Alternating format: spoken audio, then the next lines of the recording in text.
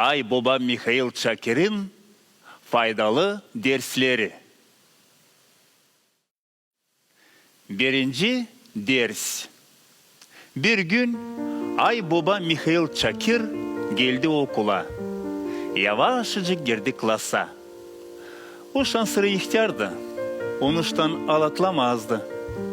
Dedi öğrencilere, ben size anlatacağım bir masal ama sonra siz bana yardım edeceğiniz. İsla mı?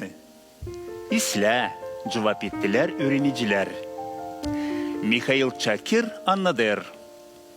Varmış bir adamın 5 oğlu.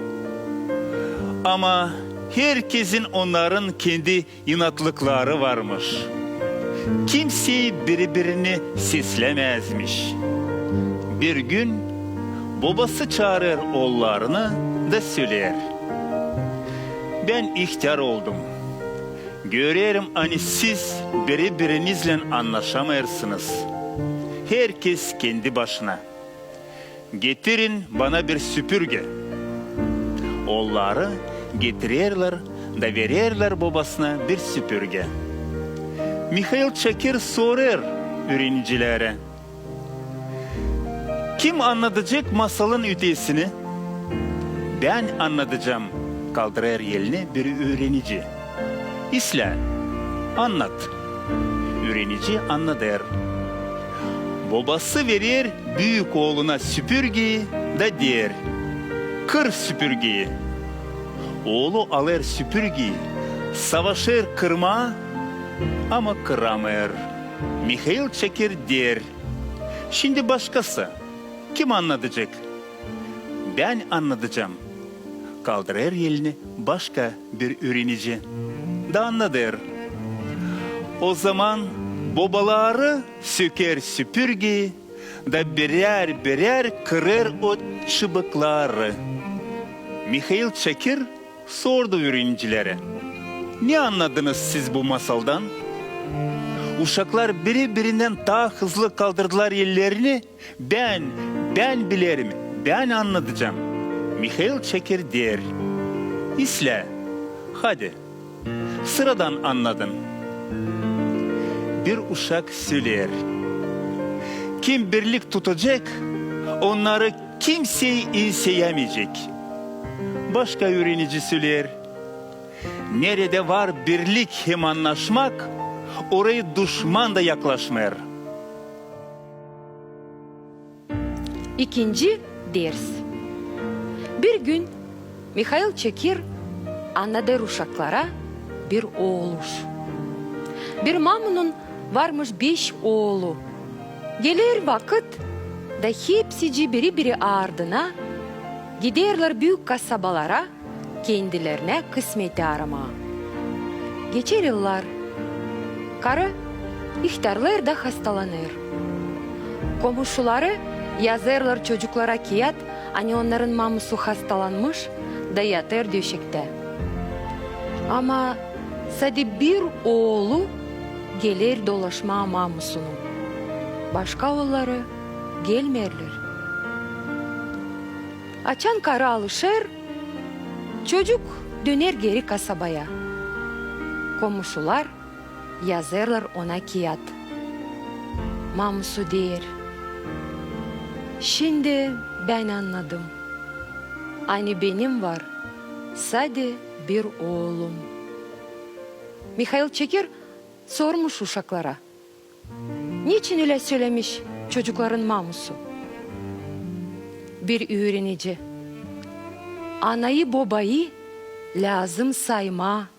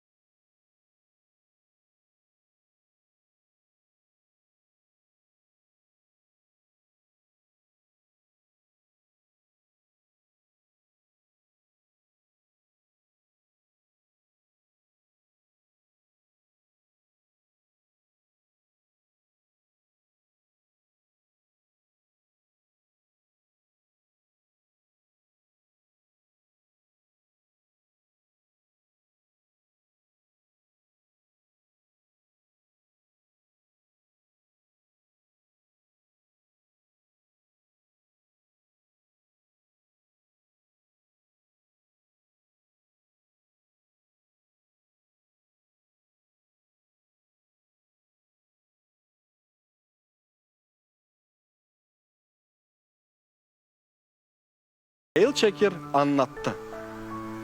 Şimdi yeni bir masal. Bir zengin adamın varmış 2 oğlu. Babası bırakır küçük oğluna Averyasını ki onu ihtiyarlıkta baksın diyene. Sevinmiş küçük oğlu da harcamış babasının hepsi paralarını. Büyük oğlusa gider Nemtse köyüne de öğrenir demircilik ustalığını. Öğrenir yapma taliga hem tekerlek. Kazanır para da alır kendine işe. İnsan görür hani usta götürür zanaatını isle, hepsi gelir de yaptırır ona taliga. Mikhail Çekir sorar. Ötesini kim anlatacak? İlk öğrenince. Öğrenmek zenginlikten daha iyidir. Mikhail Çekir sorar. Hadi öte doğru kim anlatacak? Başka öğrenince. Akılsız oğula zenginlik de yardım vermiyor. 6. ders. Mikhail Çekir anlatmış uşaklara bir masal, keçi hem koyun için. Bir koyun istemiş olma keçi. Keçi gibi yaşama. Bir gün koyun gitmiş keçinin ardına. Keçi girmiş bir adamın bahçesine, koyun da girmiş bahçe içine. Koyun da nice keçi çeketmiş kemirmeye lanaları. Bir de peydalanmış çorbacı adam sopa elinde. Keçi gördüğü gibi atlamış bir tarafa da kaçmış. Koyun ama kalmış. Çorbacı iyicesine düğmüş koyunu sopayla. Mikhail Çekir sormuş uşaklara, niye anladır bu masal? Bir çocuk kalkmış da demiş, bu masal anladır, hani dil lazım alemin fikrinden yaşama. İkinci öğrenici demiş, dil lazım koyun gibi, gitme keçinin ardına, var o soy insandı, belaya seni sokacak, kendi kaçacak, sense lobudu yiyeceksin.